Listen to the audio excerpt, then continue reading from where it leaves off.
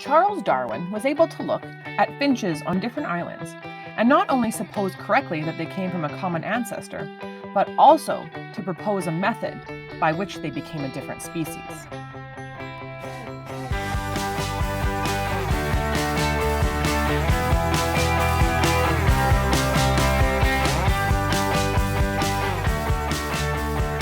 Today's lesson is about all the different people who've developed theories to explain changes in populations.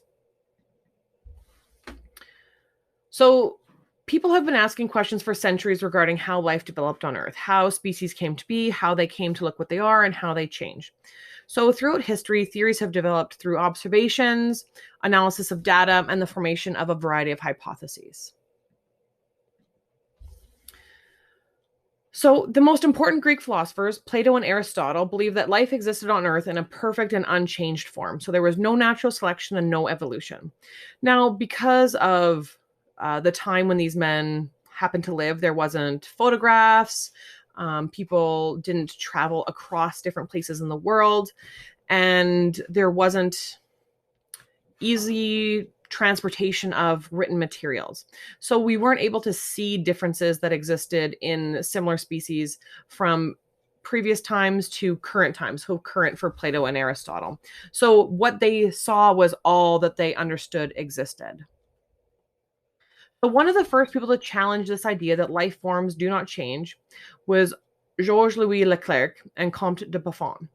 So these were two French scientists that believed that life forms changed over time. Georges Cuvier was largely credited with developing the science of paleontology. So this is the study of fossils, so predominantly dinosaur bones. So around Georges' time, people were discovering fossils and hypothesizing what might they be and how long they had been there. Charles Lyell suggested, unlike Cuvier, that the geological processes on Earth take long times, meaning that the Earth was quite old. So that there's slow processes that exist today that change the Earth, and they've always occurred. And we still believe this today. So we still have erosion, glaciation, rain, weathering, geological uplifting. So these are very slow processes that change the geological landscape of the Earth as we know it.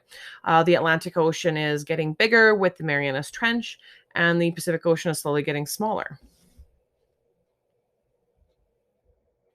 Jean-Baptiste Lamarck developed an early idea regarding how animals change over time, and he studied giraffes was his main example of this.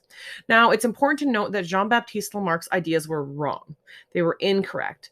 He believed that animals were able to change their physical structure over the course of their lives and then pass this onto their offspring.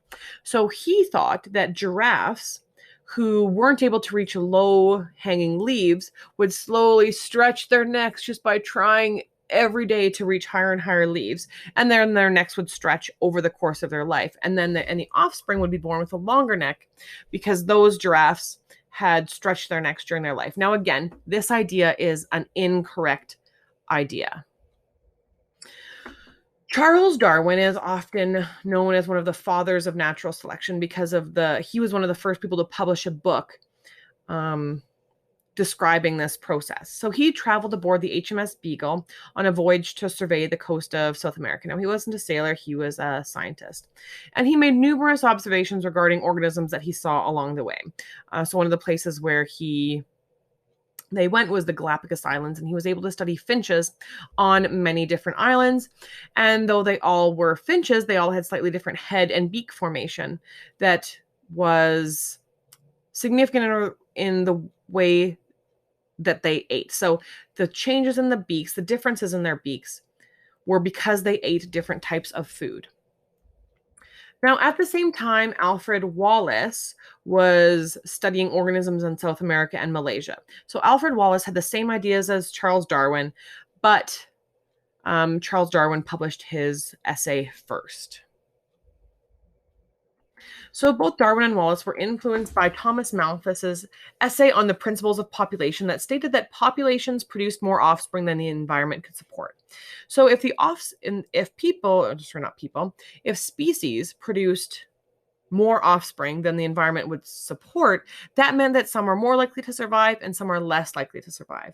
So both Darwin and Wallace reasoned that competition for limited resources would select for favorable traits. So if we kind of go back a little bit to the finches, this is going to be the finches that have favorable traits to survive by eating the food available on that island are more likely to pass on their traits to the next generation.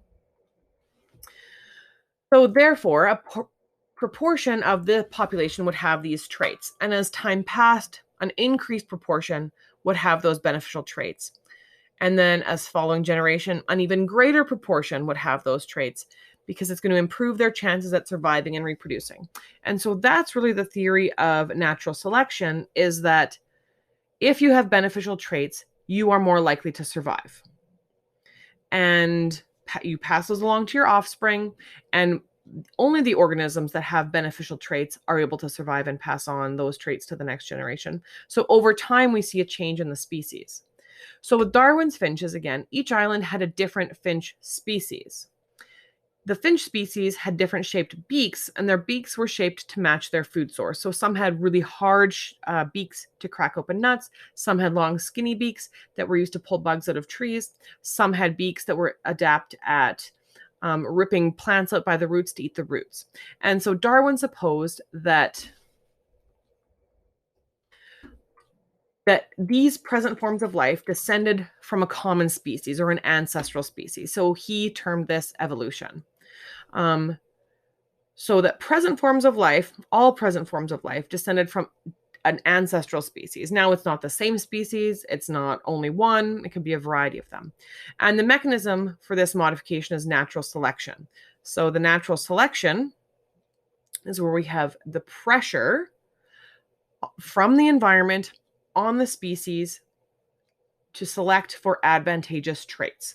And this takes place over a long period of time, many generations. It's very rare that we'll see this happen in 1 or 2 generations. This would be more than one lifetime for us to see these changes take place.